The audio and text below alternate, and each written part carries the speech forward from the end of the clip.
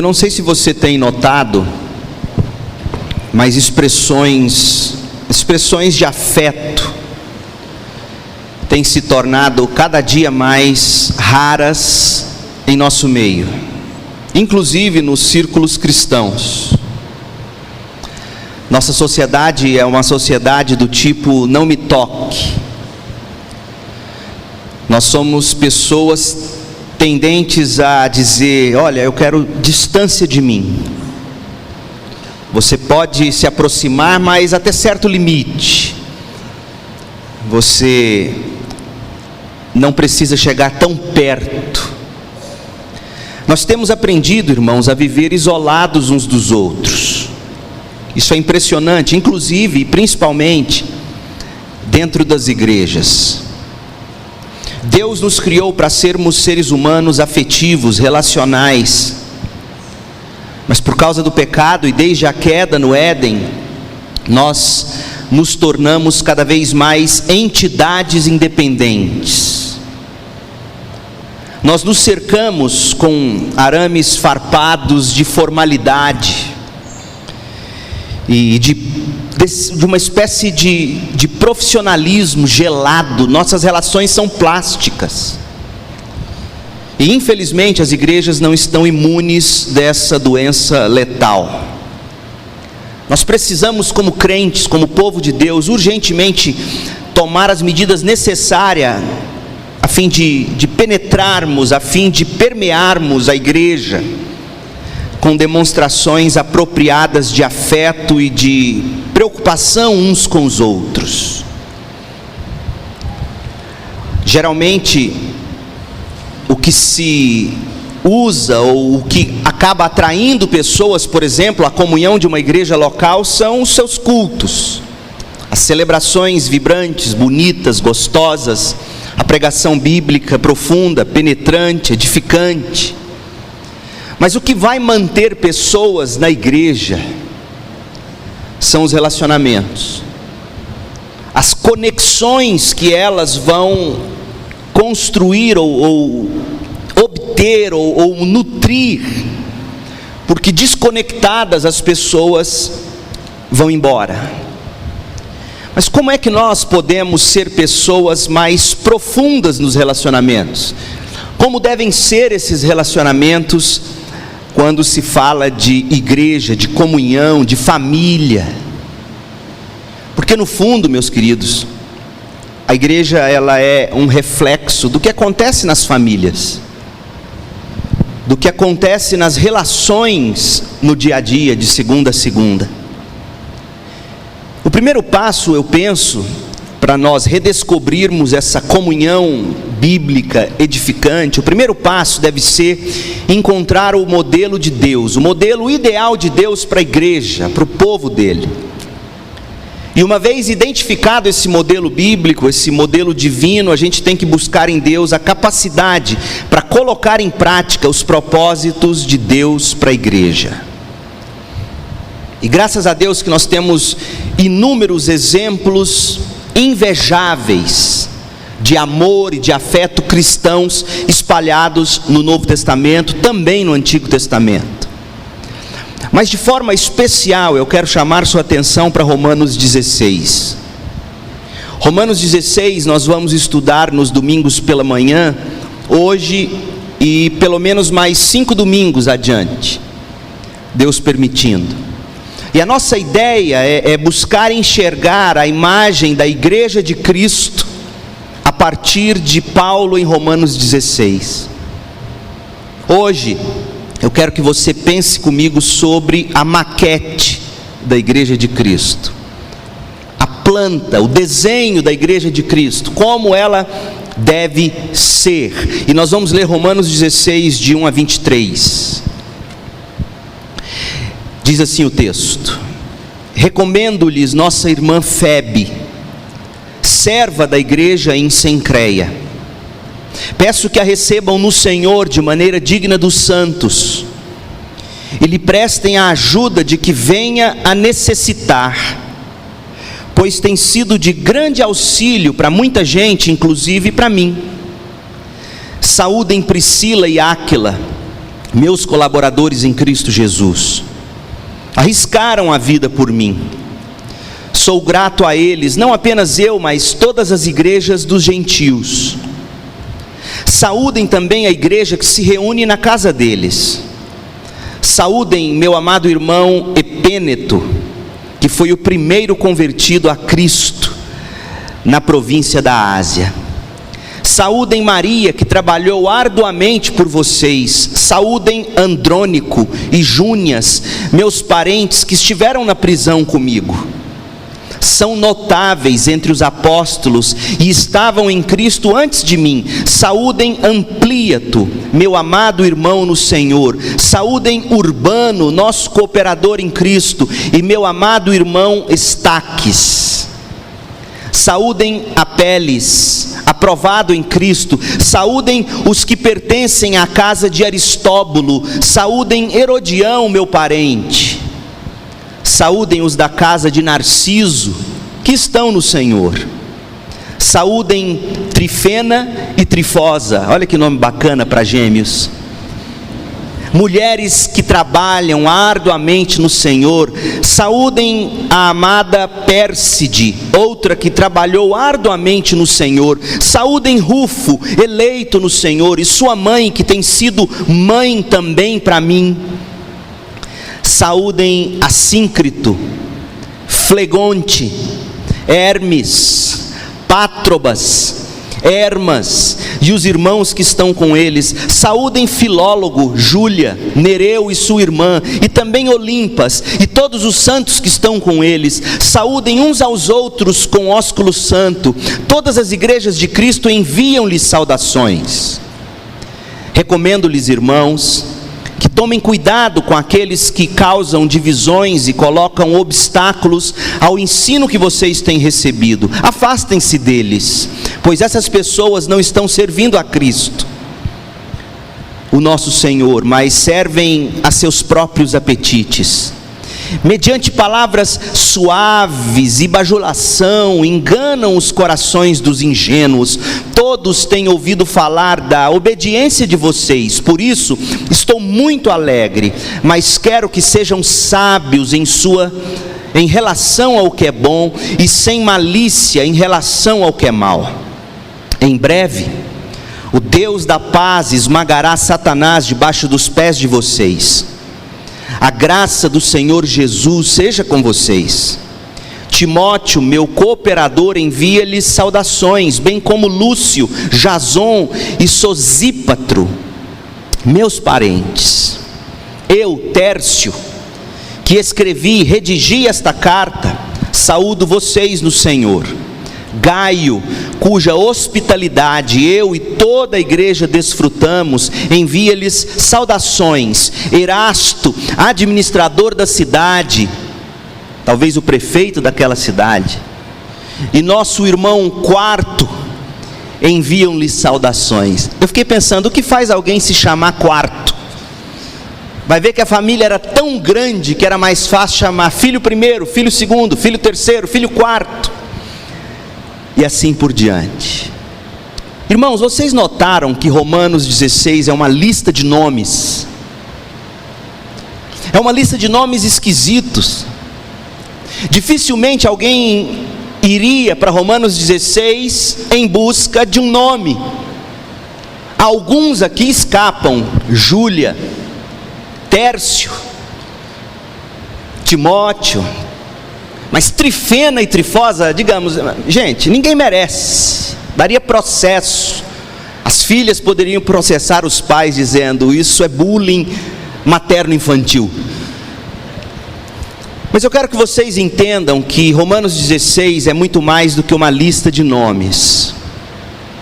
Romanos 16 está carregado de eclesiologia, ou seja, Romanos 16 demonstra a doutrina da igreja em certos aspectos. Romanos 16 apresenta ética cristã. O que é ética? Ética é a ciência da moral e do comportamento.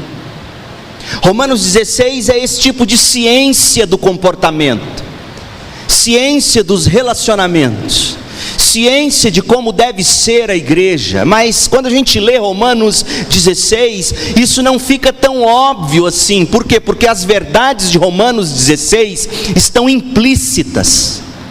Não são mensagens subliminares, mas são mensagens existentes, óbvias, implicitamente. Está tudo aqui nas palavras de Paulo. Não existem propostas específicas, explícitas, do tipo, a igreja deve ser assim ou assado. Mas existe aqui princípios teológicos, que são extremamente práticos, urgentes, necessários para a igreja de Jesus.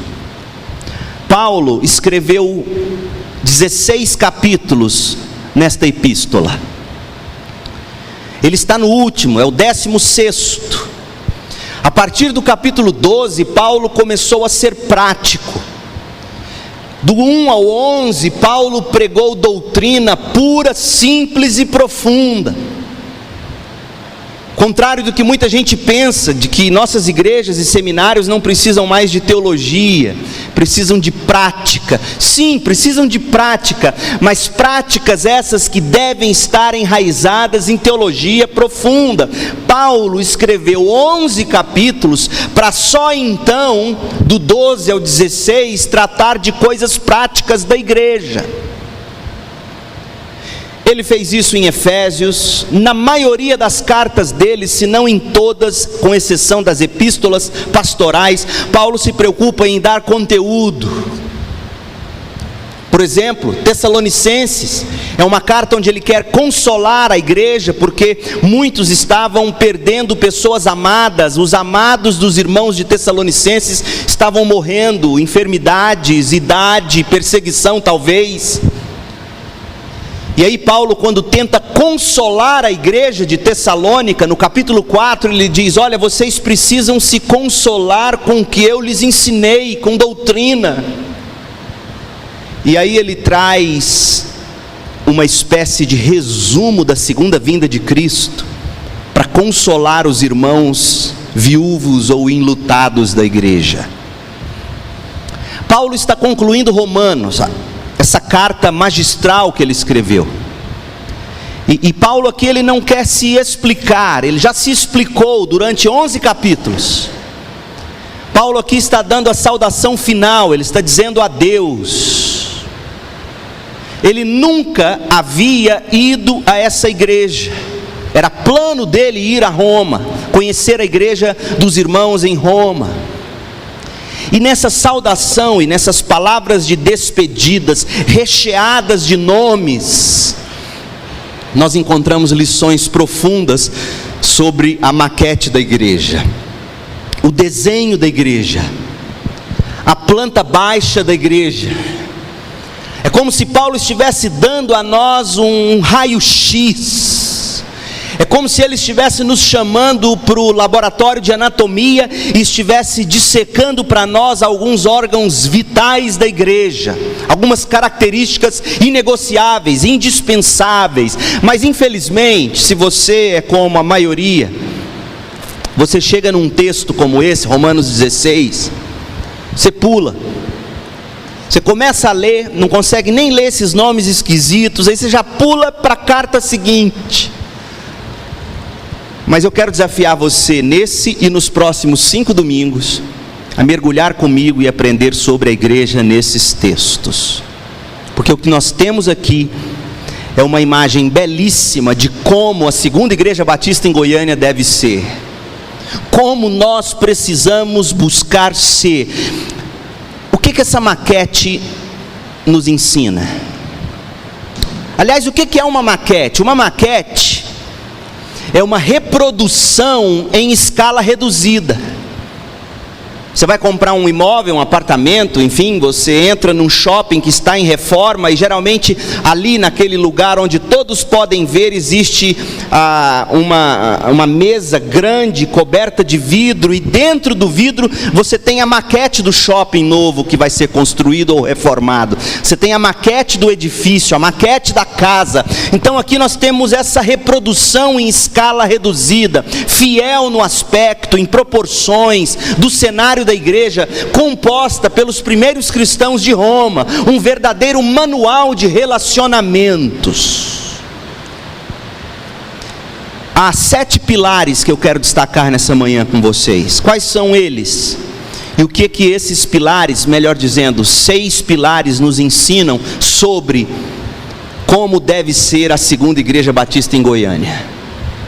Em primeiro lugar, os crentes devem se importar uns com os outros, irmãos. Chegue em casa depois e comece a sublinhar os nomes que aparecem aqui. São pelo menos 27 nomes nessa lista. 27 nomes. E se você parar para pensar, Paulo nunca tinha ido a Roma. Paulo não foi o fundador da igreja de Roma, não foi Paulo que organizou a igreja de Roma. A igreja de Roma foi fruto da perseguição de irmãos que se espalharam e ali se reuniram e ali começaram a igreja. Era plano de Paulo chegar à igreja de Roma, mas existia já em Roma pelo menos 27 pessoas que Paulo conhecia pelo nome. 26 delas estão em Roma. Febe, que é o primeiro nome que aparece no versículo 1, Febe está a caminho de Roma. O versículo 2 nos diz que ela vai levando essa carta. Paulo dita, Tércio escreve a carta e Febe leva a carta a Roma. E Paulo diz mais, olha irmãos, Febe vai chegar aí com a carta e ela deve estar precisando de algumas coisas materiais. E naquilo que ela precisar, eu peço de coração que os irmãos possam assisti-la. Irmãos, por que Paulo cita 27 nomes?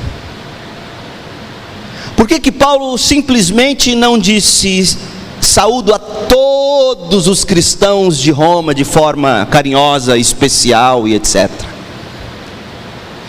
Por que Paulo faz questão de gastar um capítulo inteiro, literalmente, praticamente só dizendo fulano, cicrano, beltrano, gastando tinta e papel numa época onde tinta e papel eram caros? Paulo certamente está nos dizendo que nomes são importantes. Guardar o nome de alguém, chamar a pessoa pelo nome, é demonstrar que se estima essa pessoa. Eu queria poder já chamar cada um de vocês pelo nome. Esse é meu alvo, esse é meu objetivo. Muitas vezes eu não consigo e muitas vezes eu vou trocar nomes. E esse deve ser nosso objetivo. Agora, Jesus nos conhece pelo nome. João capítulo 10, versículo 3 diz: as ovelhas ouvem a sua voz, a do bom pastor, e o bom pastor chama as suas ovelhas pelo nome. Antes da fundação do mundo, Deus já nos conhecia pelo nome. Se é assim com Deus, se é assim com o Senhor Jesus Cristo, que hoje intercede por nós pelo nome, nós devemos nos esforçar para conhecer os nomes uns dos outros. Pessoas diferentes que se chegam à segunda igreja e a gente vai, muito prazer, como é que é seu nome? E eu sei que você vai cair naquela cilada, que muitas vezes eu já caí lá em Campinas e com certeza cairei aqui. Você chegou, muito prazer, que bom te ver, como é que é seu nome? Poxa pastor, sou membro aqui há 5 anos, meu nome é fulano de tal. Eu falo: minha irmã, me perdoe, eu não gravei, mas vou me esforçar para gravar de agora em diante. Então não tenha receio de cometer esse furo, porque pelo menos você vai buscar ser como Paulo quis ser aqui, um homem que se importa a ponto de guardar o nome. Será como que Paulo decorou esses nomes? Provavelmente, eu tenho a impressão de que esses nomes faziam parte da lista de oração de Paulo. Irmãos, eu tenho um hábito, eu carrego uma agenda, vocês vão ver, eu costumo escrever e várias coisas. E ao longo do dia, as pessoas com quem eu vou falando, seja por telefone, seja no atendimento, seja no encontro, seja numa reunião, ou eu percebo que está um pouco mais abatido, eu escrevo. E ao final do dia, os nomes que estão no dia ali da minha agenda, eu sempre lembro de orar por eles. Lembro pelo nome, aqueles que anotei. Assim deve ser, os crentes devem se importar uns com os outros, a ponto de guardar os nomes e de dizer os nomes, somos uma família.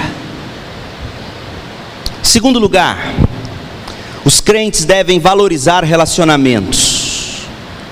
Romanos 16 revela para nós 21 descrições acerca das 27 pessoas que Paulo cita pelo nome. Paulo cita nomes com descrições. O que é que isso nos ensina? As palavras que Paulo usa, os adjetivos que ele usa, os substantivos que ele usa, os pronomes pessoais que ele usa, a forma como ele se refere às pessoas são notáveis.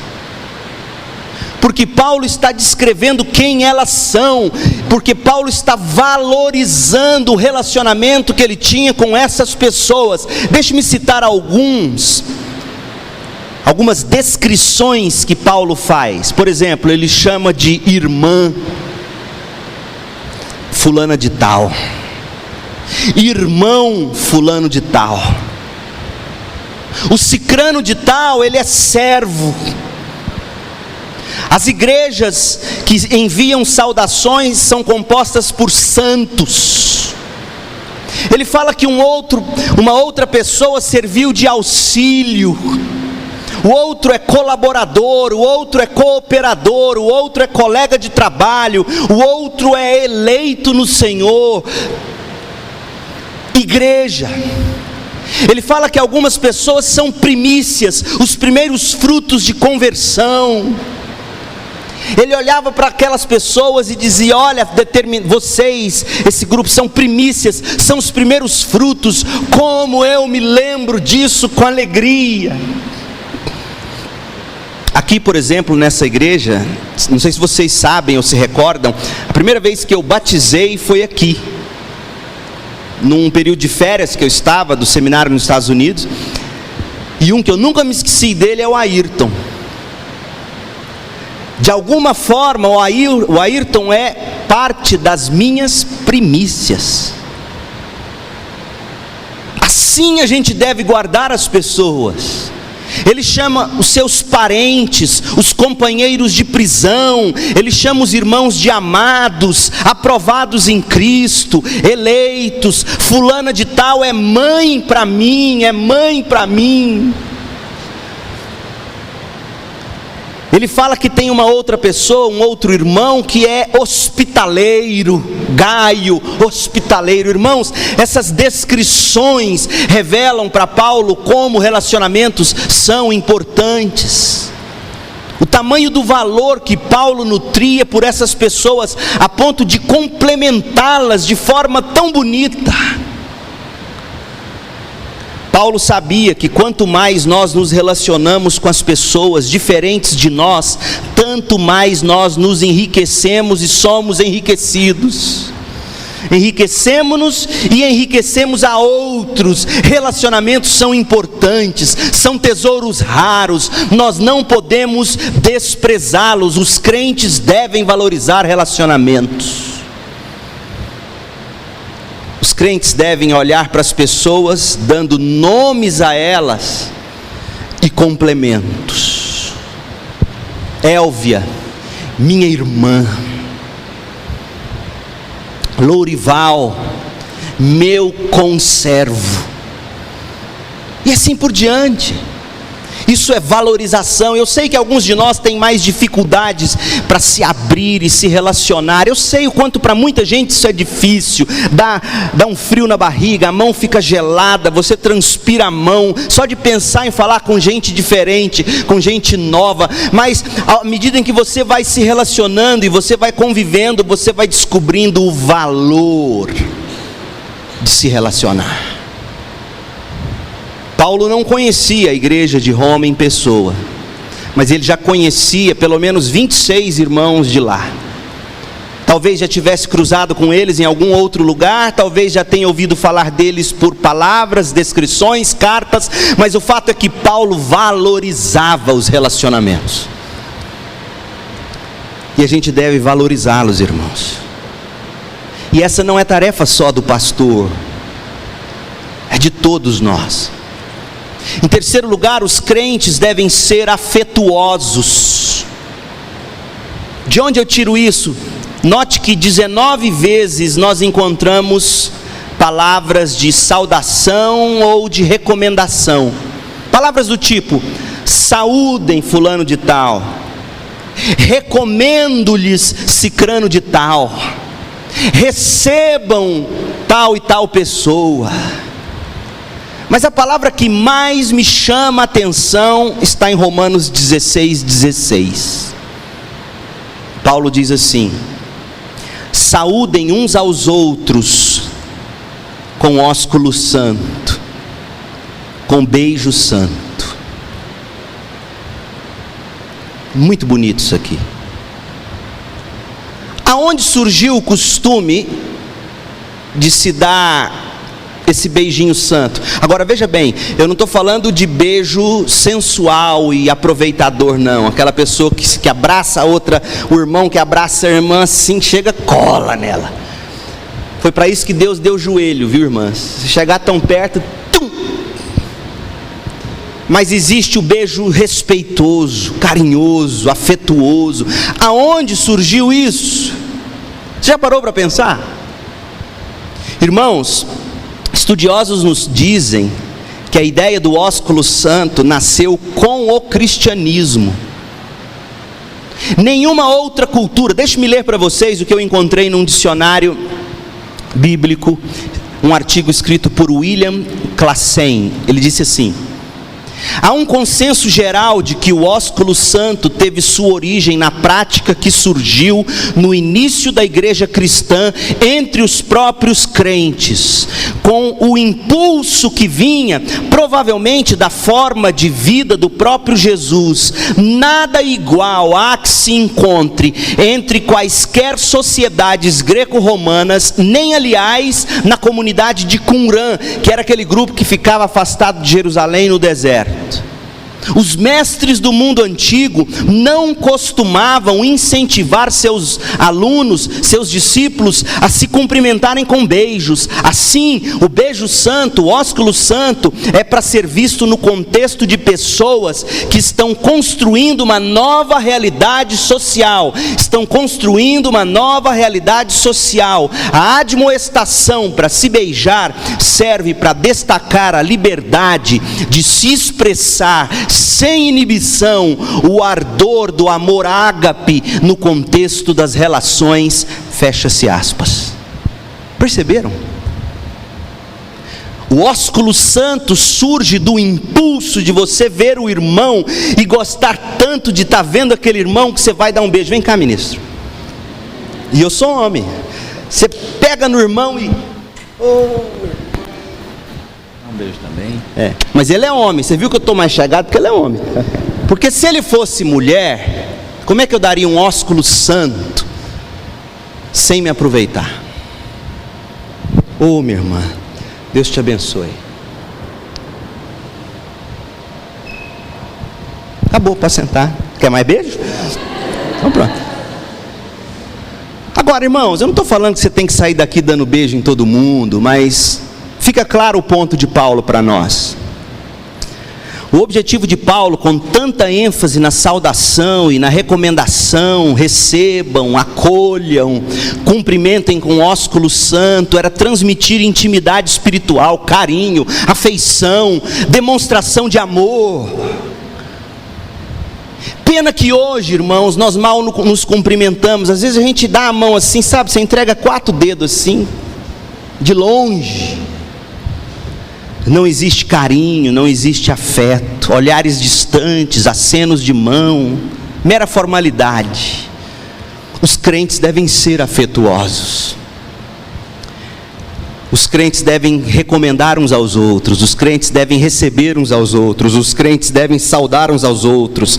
E quando possível, e dentro da conveniência, e dentro do respeito e da maturidade cristã, uma demonstração de afeto, um ósculo santo. Quando eu cheguei a São Paulo, eu ia cumprimentar os irmãos. Eu sempre fui assim, beijoqueiro, eu acho. E aí chegava o diácono lá na porta, e na hora de despedir eu abraçava e ia dar um beijo nele, ele ficava duro. No final, ficou todo mundo beijoqueiro. Mas irmãos, aí teve um que mal me interpretou um tempo e disse que eu estava virando Igreja do Véu, da congregação cristã, lá é que dá ósculo santo. Eu falei, você está enganado. Eu sou mais batista do que você imagina. Mas Paulo está dizendo, crente deve ser afetuoso. Crente deve ser carinhoso. Crente deve saber usar palavras, gestos, para transmitir carinho, cuidado e principalmente amor. A CIB tem que ser assim. O mundo vai querer ouvir a nossa mensagem, diz Jesus, a partir do amor que a gente nutre uns pelos outros. A partir do momento que eles olharem e virem em nós um povo que ama uns aos outros. Em quarto lugar, os crentes devem se reunir nas casas. É importante você notar que as pessoas de Roma estavam estrategicamente espalhadas pela cidade de Roma. Elas se reuniam em pequenos grupos. Por exemplo, Romanos 16:5 diz que havia um grupo reunido na casa de Priscila e Áquila. Em Romanos 16:14 diz de outro grupo que se reunia com os irmãos, Assíncrito, Flegonte, Hermes, Pátrobas e Hermas. Romanos 16:15 diz dos da casa de Filólogo, Júlia, Nereu e irmã e Olimpas. Claro, naquele tempo não havia templos que comportavam 100 pessoas, 200 pessoas, como hoje existe, eu sei disso. Mas é curioso que a prática de se reunir em pequenos grupos, ela é bíblica e historicamente comprovada. Os próprios batistas, as nossas escolas bíblicas dominicais, as nossas uniões de treinamento do passado, nada mais funcionavam como grupos pequenos, era ou não era assim? Fazia-se a chamada. Irmão Lorival faltou um domingo, a pessoa lembrava de ligar para ele, irmão, eu não vi você na nossa classe. Eram grupos pequenos, era essa reunião de prestação de contas, era esse cuidado. Em Atos capítulo 2, a gente descobre que a igreja em Jerusalém tinha o hábito de se reunir no templo e nas casas. E aqui, irmãos, não há qualquer apologia em favor de G12, de outras coisas bizarras que acontecem por aí afora. Mas a necessidade de comunhão em grupos menores, pequenos, é imprescindível na vida da igreja cristã. Imprescindível. E com muito carinho, com muito zelo, com muita responsabilidade ao longo do tempo com os irmãos, nós vamos buscar desenvolver algo assim. Sem pressa, sem afobação, sem modismo, mas com seriedade, como deve ser.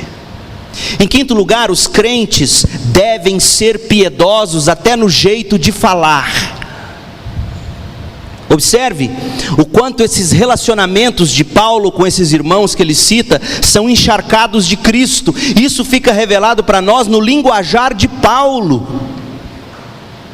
Irmãos, é impressionante como as nossas palavras, como o conteúdo delas revelam o que de fato está no nosso coração. Hoje em dia, não só em palavras, hoje em dia também em redes sociais, o que a gente tecla, o Porque Jesus disse assim: a boca fala do que está cheio o coração, não é? Eu acho que se ele vivesse em nossos dias, ele também diria: o dedo tecla do que está cheio o coração.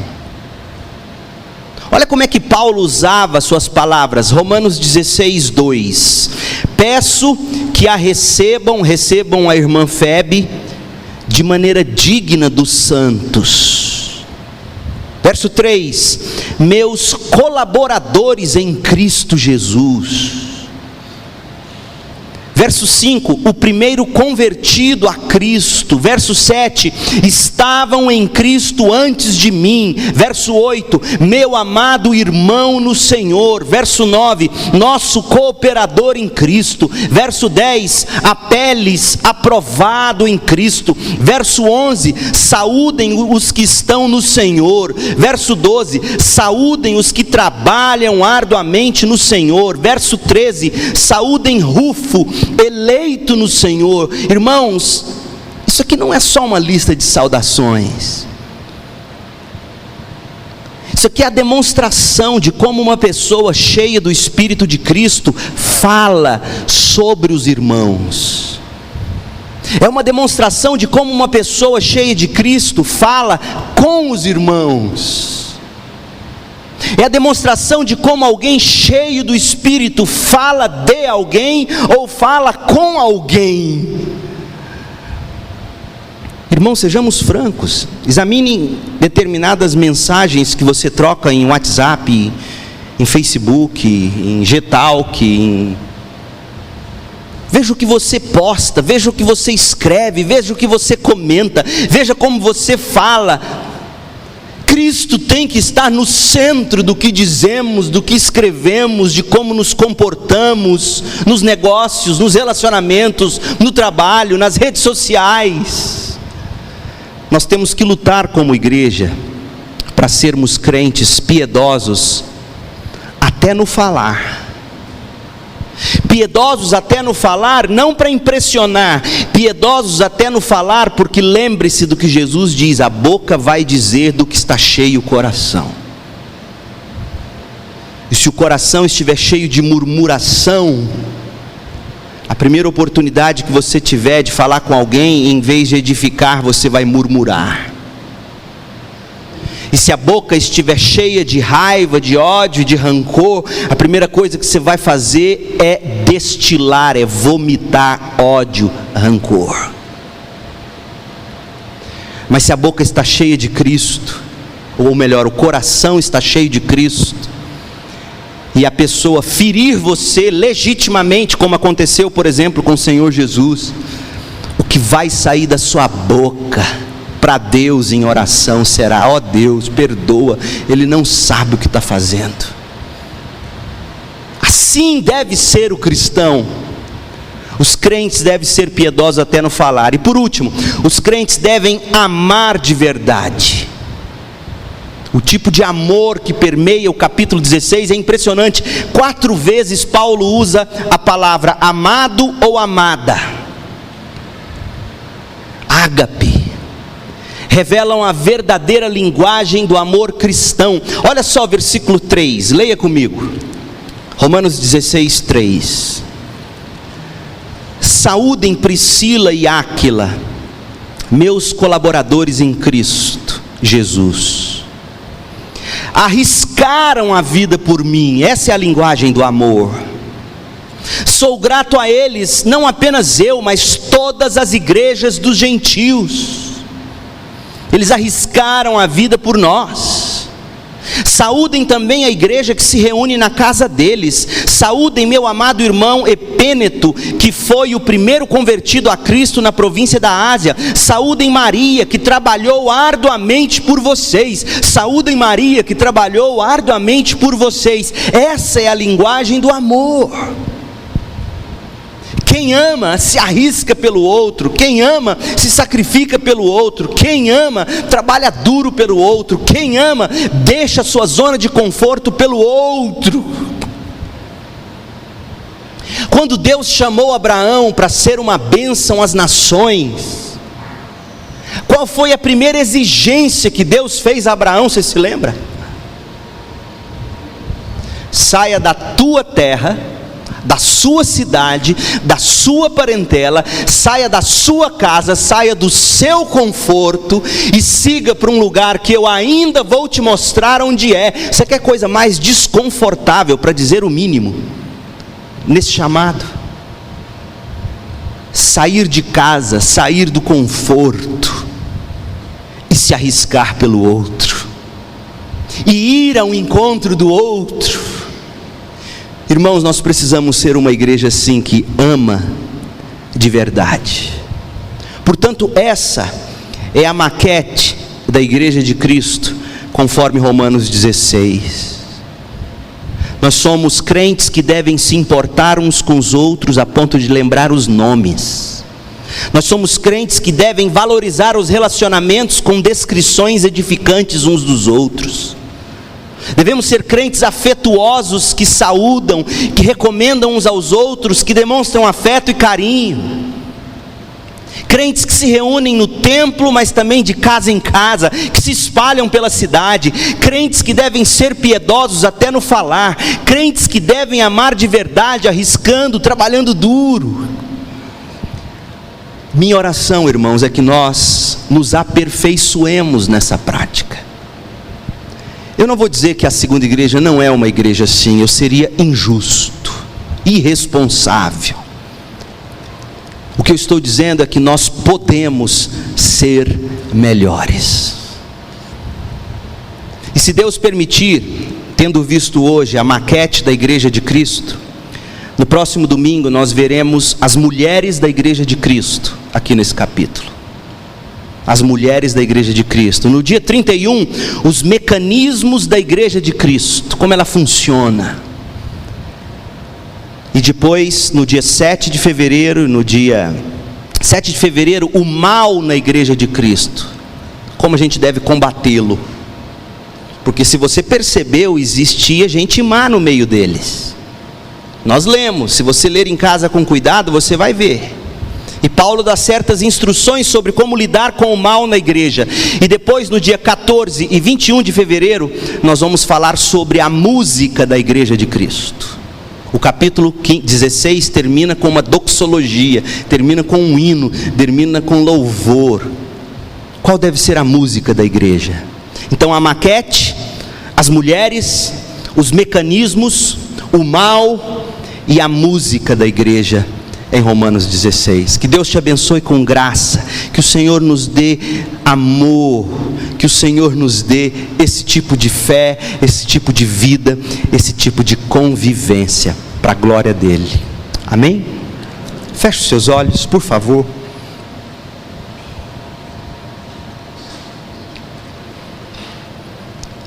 Ore ao Senhor depois de tudo que você ouviu e pergunte ao Senhor: Senhor, nessa maquete que me foi apresentada, onde eu me encaixo? O que de mim e em mim precisa ser melhorado, aperfeiçoado? Talvez falte em você mais afeto, talvez falte em você um coração mais puro, para que dele saiam palavras que edifiquem e não destroem. Talvez em você falte o compromisso de se conhecer pelo nome, de se ajudar de forma concreta.